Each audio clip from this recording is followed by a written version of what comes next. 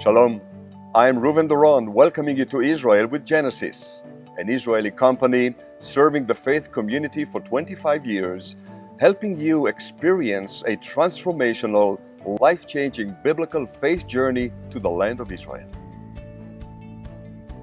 In Matthew, in chapter 24, the disciples asked the Lord Jesus, saying, "What will be the sign of your coming and of the end of the age?"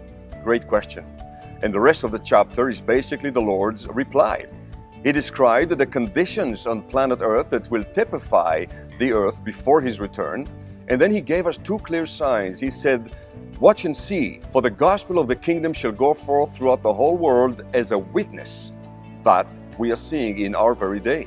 The mission movement is reaching people groups who were before unreached. Secondly, the Lord said, "Watch the sign of the fig tree. When it begins to green and bloom and ready to blossom, you know that summer is near, the end is almost upon us." What did He mean by the fig tree? Now, the Hebraic mind understands readily that the fig tree always meant the people of Israel. You see, there were three trees appearing continuously throughout the Old Testament: the olive, the vine, and the fig.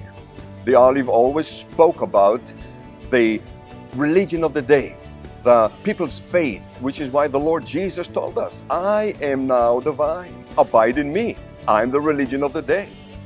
The olive tree always spoke about God's spiritual promises and blessing to Israel, which is why the Apostle Paul told the Roman disciples that they were grafted into God's olive tree, God's spiritual promises to Israel. But the fig tree always spoke about the natural dimensions of the people of God, the borders, the government, the currency, the army, everything that had to do with natural national life. And so when Jesus spoke about the second sign of Matthew 24, the fig tree, we are to understand that He said, "Watch the nation of Israel." When you see her resurrected from the dead, you know the end is near.